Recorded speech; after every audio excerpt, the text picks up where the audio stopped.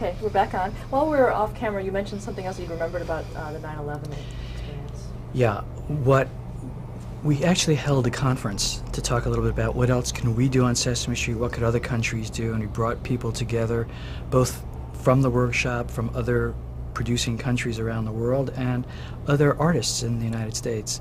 And we talked a little bit about how can we on Sesame Street deal with teaching respect and tolerance. And we came up with a format with our writers where we said we have a library of wonderful films from around the world about children in different cultures. Why don't we find a way to introduce American children to those children who are both similar and different from them and celebrate those differences?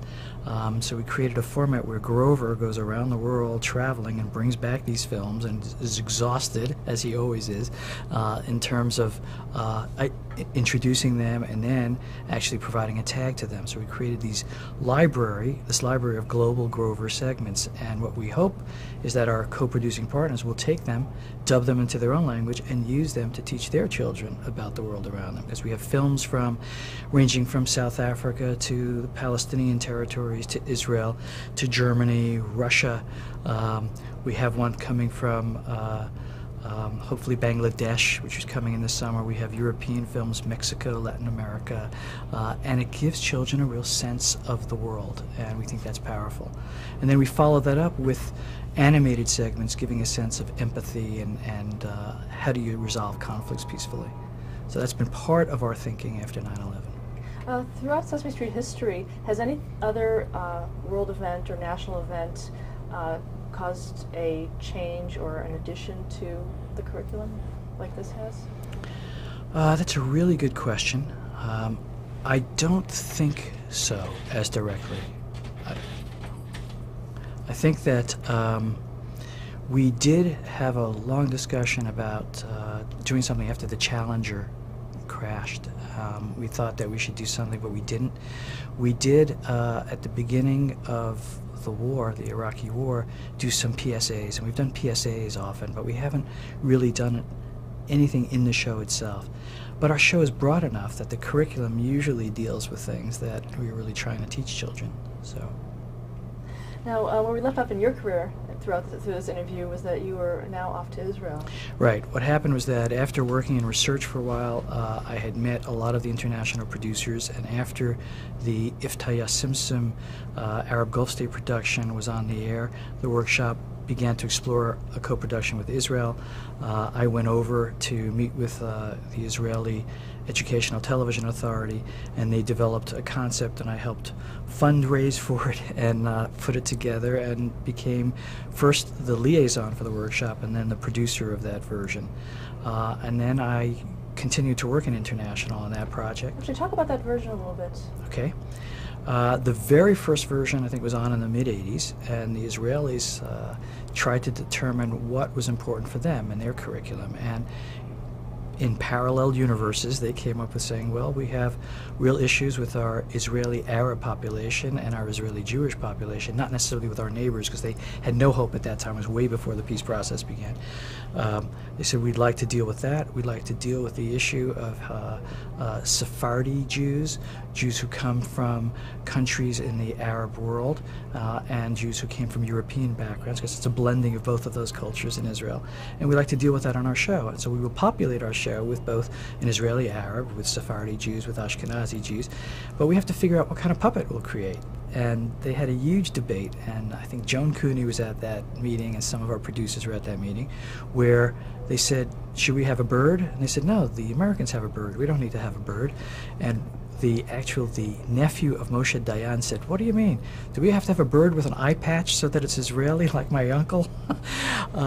So as they were talking, there was an artist who was sitting there, and he starts to sketch something. He comes up with a sketch, and he holds it up, and the sketch is a porcupine puppet. He said, Israelis are known to be like sabers, cactus fruit, prickly on the outside and sweet on the inside. This is a perfect animal representation. Let's use a porcupine, and that's what they did. They created a porcupine. And that version, they did 65 shows. They did a second season of another 130 shows, and then they had no more money to produce that series. And then in 1994, I was asked by the workshop to consider whether or not it was time to explore another Israeli production, and I said it is, It's a year after the Oslo Accords, but it's time to not only look for an Israeli co-production, but to see whether or not the Israelis would be interested in working with Palestinian colleagues and whether the Palestinians would be interested in working with Israelis. So we did a feasibility study for a year to see whether or not both sides were interested, whether both sides thought this was important, and whether both sides thought it was feasible to actually produce such a series. And we came up with a positive answer on all of it. The Israelis said, we'd love to, but there are no Palestinians who'd want to work with us. The Palestinians said, some said, you know what, we're in a shotgun marriage already, we want a divorce. We want to do our own show. And our answer was, well, A, you've never produced television. There is no Palestinian television yet, and we don't have the funding for a separate program. We might be able to put the funding together for a joint program. So if you're interested, the Israelis are willing, as a broadcaster, to step back and let you produce about your own material and put it on their show. Maybe you'll be willing to put their material on your show. And so we negotiated an agreement, and for several years we put together two parallel universes: Rehov Simsim, the Israeli show, which means Sesame Street in Hebrew, and Shara Simsim, which is Sesame Street in Arabic. And the Arabic material was shown on Israeli television, the Israeli material was shown on Palestinian television, and they had different puppets, different streets, and their puppets visited each other on their streets. That was as the Oslo Accord was going downhill. Years after that, they said, that's too much. And like preschoolers, we're going to play next to each other in parallel rather than play with each other.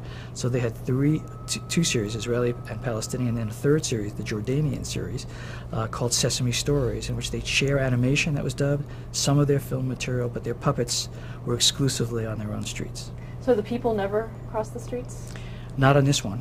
But on the old one, yes. On the first one that we did, Rehov Simsim, Shara Simsim, not only did the puppets cross, but the way we structured it, an Israeli Arab on the Israeli street has a cousin on the Palestinian street, and they visit each other. Now, how were those received, those shows? Well, they were incredibly popular, really well watched.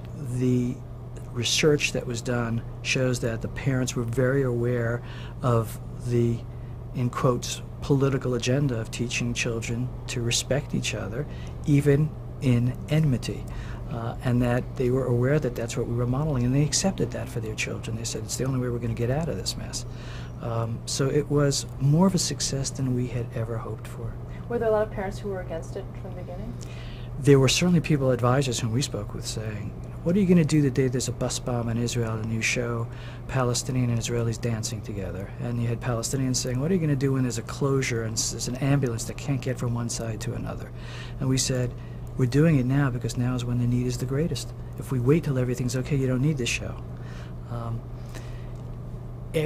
Joan Cooney once said Sesame Street is a Rorschach. People see in it their deepest fears, their greatest dreams, and our job is to say we're going to try to do the best we can in an imperfect world to try to model for children what could be.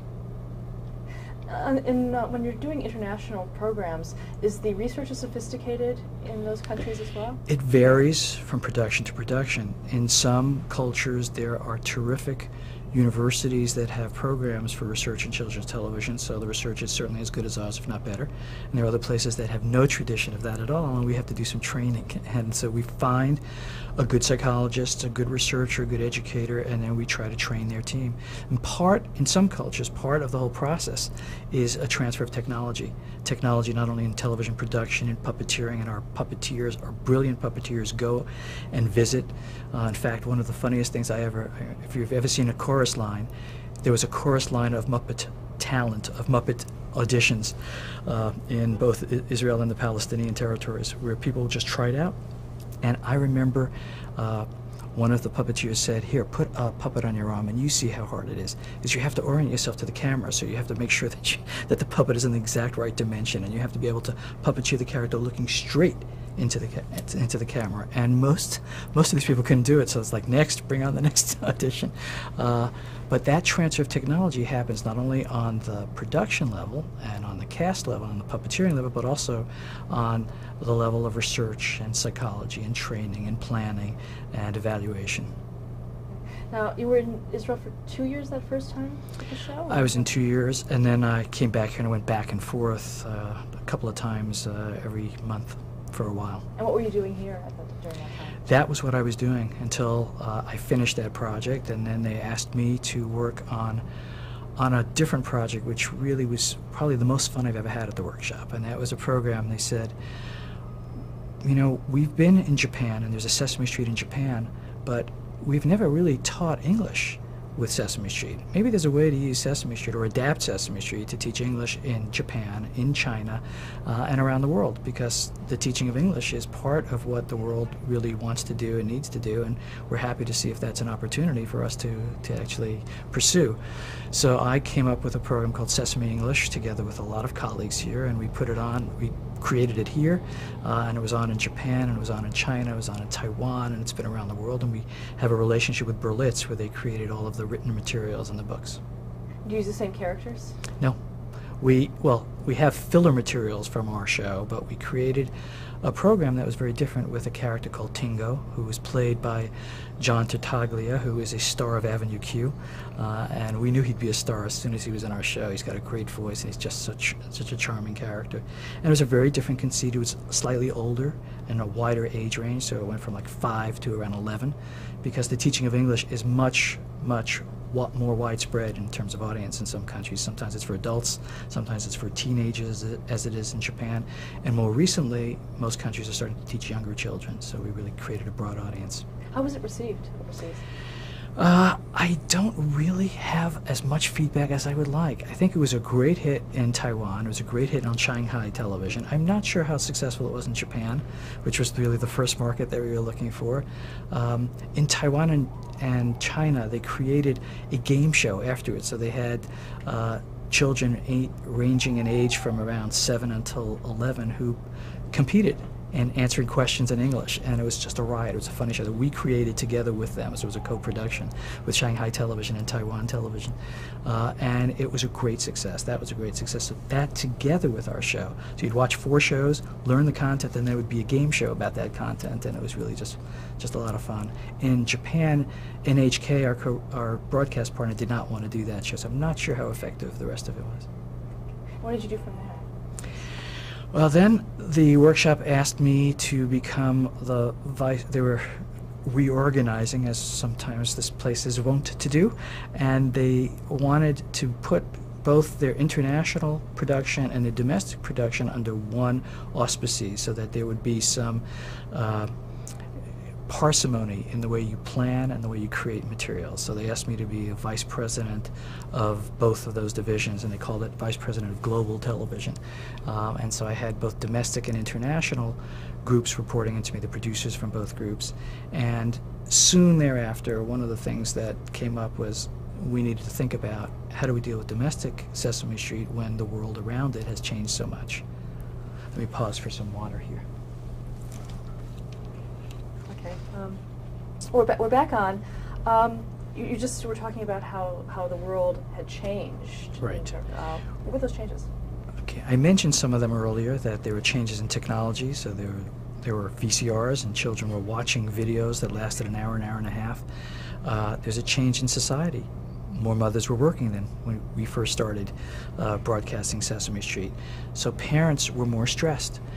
There was greater demand on parents to try to teach their children cognitive skills earlier. And all of those pressures, I think, led to more parents being willing to put their children in front of a television earlier. So our age range when we first started in 1969 was 3 to 6. And we were discovering that 2 to 4s were watching our show, and they were graduating earlier and starting earlier. And so we had to think a little bit about what does that mean to our show? And what does that mean to their ability to process our show?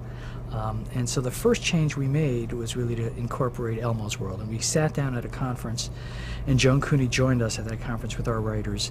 And I was still working on Sesame English, and they kind of brought me in from the bullpen, and they said, you know this show pretty well, why don't you work with the writers and for 2 weeks talk a little bit about first the world around them, what are they up against, and then the second week talk about what they might be doing. So for a week we had to go through a period of deconstruction, and it's very hard for anyone who has made such a great show to actually say, well, why do I have to change something that's so good? And we went through that period and saying it's not so much that you have to change what is good, you have to be competitive if you want to really teach. And that's the bottom line. So let's think about how do we become more competitive. And we started to analyze what was going on other children's television programs and what was going on in our program. And we said, over the years, we have more and more characters. It's hard to keep track of them. You only see some of them sometimes.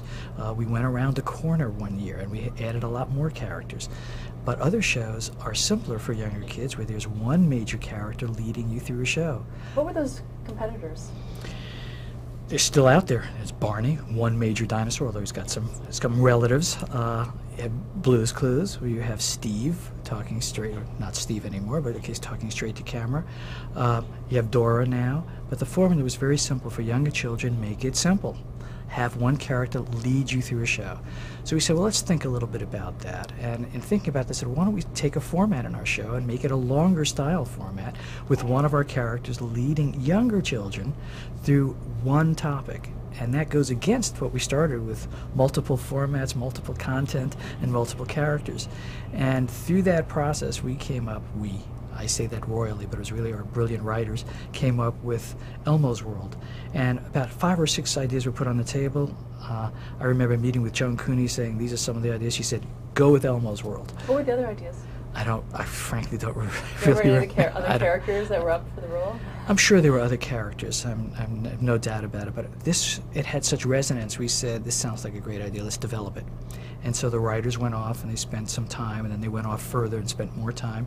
And that's how we developed it. And that became a sub-format lasting for 15 minutes as the last 15 minutes of the show. And that was the first major change in format that went on the air. It was a great success. We tested children. Parents got a little frustrated because the first season all we could produce was about 6 or 8 of them, so they were repeated a lot and they didn't want to see so much repetition, but the kids loved the repetition. We then said we'll produce more the next season, and for about 3 or 4 years it was on like that. And then we said, you know what, we need to take a look at the series again and say, what about the other 45 minutes? But going back to Elmo's World, yeah. When you started putting that together and things were being tested, were there things that were thrown out or things that didn't work initially before it went to air? That always happens. I mean, we always find that there are sub-formats within a format that work better or worse. And the way we always answer these questions is by going to the consumer, and that's preschool children. Do they like it? Do they watch it? Do they understand it? And so, that's pretty much the way we went with that as well. I'm not sure which sub-formats were taken out, but I know that we refined them as we went. So the channel animation worked. Elmo's imagination, just thinking about, I'm creating a world for myself, was very clear to kids. They understood that that's what he was doing. They understood when he wanted to ask Mr. Noodle, and Mr. Noodle was very much like the very first season of Sesame Street, Wally and Ralph, two characters who are almost like mimes. And Bill Irwin is brilliant, and he just did it brilliantly. They understood that they knew more and knew the right answer way before this adult did, and that was very powerful for children. So the sub-formats were working, and we said we're just going to build on it, just make them tighter, make it, and that's what we did with that. How are the topics chosen? Research comes up with a list of topics based on what they think A, children would be interested in, and B, what they think they need to know. And then our writers say, yeah, but I can't write for that, or I can write for that. And they, in an iterative process, go back and forth coming up with titles. And then they go off and say, can I really write to this? Can I get all the formats in that I need to on this topic? Does it need to connect to the rest of the show? It doesn't, because we have a modular format and we can switch things around, and now we have enough of them so that we can then format our show so that there is a thematic link from Elmo's World to the story. And we really have tried hard, and I think shows become so much better in making it more cohesive for children to follow. And that's also important for younger children. It's easier for them to follow when the topics are not totally random, but they are connected. But let's go back to the next step, or you can stop me, whatever you're interested in. The next step was, okay, that was a success, but now what about the other 45 minutes? And we found that children, in watching our stories, which we interrupted with our wonderful library of film, Muppet, and animated material, were starting to drift, that they weren't following the full story. And we said, when we first started, we found that the commercial format was the right format to keep kids interested, but now we find that this same format is actually encouraging children to leave. in some ways. So why don't we just think about telling powerful stories and take a chance? If kids can watch an hour or an hour and a half of a video, why don't we tell really compelling stories that last from 10 to 12 minutes and take a chance and see if they can hold on for that? And that became our next experiment. We started telling really powerful stories, and then we started looking at the other formats of the show. And so as we went, each year we started to, that was a major change in form. We told a story, and then we try to find ways to create predictable moments in the show so that children can find their favorite characters in particular sequences. So we came up with Cookie Monster's Letter of the Day, where he's incredibly hungry for knowledge, and he tries to eat the letter of the day. We had the count, the obsessive counter, come up and introduce the number of the day. We decided to use Bird in a hide-and-seek format to help teach reasoning, pattern solving, and problem solving and pattern recognition skills. So we came up with Journey to Ernie, where Ernie always hides and Bird tries to find him. So those formats came out of continued discussion and looking at our show and how do we make it stronger. And what about the street itself? The street itself hasn't really evolved that much more. I mean, we have some new characters that we've added. We still use our familiar Sesame Street cast. They've been with us pretty much, you know, almost without precedent in television for 35 years, some of them at least. And what we do is we try very much to continue to use puppets that we know and children love, as well as introduce anything Muppets, so that we can always find a way to see which of these Muppets might become somebody we'd want to use more and more of each year. And that's pretty much the formula that we've used. Do you see more changes coming down the pike? Always. If we stay the same, I think the amazing thing about Sesame Street, it was such a revolution in the way people thought about education, that you can actually integrate fun in education and inspire children. And the founders of the show did something revolutionary. Our job in continuing that legacy is to think about how do we continue to reinvent it, respecting the incredible artistry and what was there, but trying to keep it alive, not because we think that the legacy is important to keep alive, as much as we think children's needs are so great that we can continue to serve them with Sesame Street. What about the curriculum goals themselves? How have those changed? I think one of the most wonderful things about our show is that each year we renew. So unlike animated programs that we compete with that never age because you can just see the same animated character, we age, we change, we parody different things in our environment, and we get to add curriculum that we think is important each year. So 2 years ago it was thinking things through and mutual respect. This year, it's health and exercise as one of the key goals, because there's an epidemic in our country. And one of the things we're thinking about is, well, how do you make that appealing? And what are the messages we can give to children? And what are the messages we can give to parents? So we challenge ourselves. We torture ourselves. But we really try to think of how can we make an effect, because we are still pretty much the whole curriculum show for preschool children on the air. Do you ever remove curriculum? Yeah. We do retire some things, or give it a rest, because we only have a finite number of hours we can put on the air. So again, what we do is we meet each year with a curriculum advisory board at a seminar before we start writing, and our writers are in for what we call a curriculum bath. They don't have to write anything, but they have to listen and think about what they're saying, and we challenge the advisors to say what's necessary, what's important, what's coming for children, and how do we help prepare them. And that process, I think, is really what helps us give children a leg up on what's needed for them. What are some of the curriculum that have been removed over the years? Retired? You know what? I don't really remember which ones have come out. You know, we still have literacy goals. We certainly have our numeracy goals. We've added to some of those. We don't do as much verbal blending as we did because we don't have as much time, and we have younger children watching, so maybe some of the higher order reading goals are not as stressed, although we'd like to bring those back and fight for older kids, and especially since there's no electric company to follow up our show, we'd like to deal with that.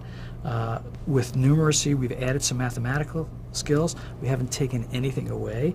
In science, we've shifted our stress a little bit. I think the early years we had some ecology and recycling goals, and we said, well, there's not much that kids can do, or else it's now part of the culture, so that at least in our city we recycle. But let's stress thinking and the scientific process. That's perhaps more important. So each year we kind of evaluate what was in there and what we need to stress. And there was a game that the first executive producer used to play with Sesame Street each year when we were coming up with curriculum. He said, let's play You Bet Your Asterisk, and go through the curriculum and say what's important, and just say those are the ones that we will assign the writers to write. Now sometimes writers will say, I can't write that, I'll write something else, but at least you start focusing on what you think is most important, what the writers will write, which will get into the show, and what we commission to our filmmakers and animators. What are your duties today? I'm the executive producer of Sesame Street, and my duties no longer have anything to do with international, but they have everything to do with all of the aspects, creative aspects of the domestic version of Sesame Street.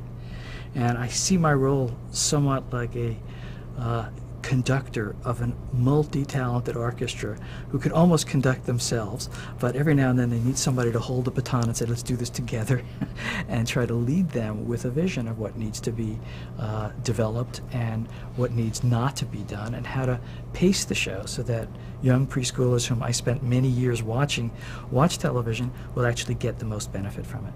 And how do you work with the research department now? The same way that I used to work with them, but from the other side of the desk. Now they come in with their script reviews, and they come in and say, for example, we have a segment in which it's a terrific segment as an insert with Bert and Ernie, where Ernie is wakes up Bert in the middle of a sleep, and he's worried that the sun won't come up. And Bert has to explain to him the sun always comes up, and here's how it works, and you rotate, and he tries to act it out and tries to explain it to him. But the bit begins with Ernie hitting a pot in a pan. He's banging on the pot, and we thought that was funny, and then research met with our head writer and said, no, that could be dangerous, because if kids play with pots and pans, they might pull a pot off the stove. And so the head writer said, all right, I'll change it. And when we read it, we said, give me a break, they're not going to pull it off. And then the researchers came back and said, no, but wait a second, if one kid sees a pot on a stove and takes it off because of how are you feeling? So I'll feel terrible. All right, we'll find another way. He'll hit a drum rather than the pot in the pan. That's an extreme example of something for safety. We don't usually have problems with safety on Sesame Street, but we do have issues that we always have to go over of content. Is it, are we on target, especially with health and nutrition? It's always hard to find, being right on the money. Something to change the tape. Okay.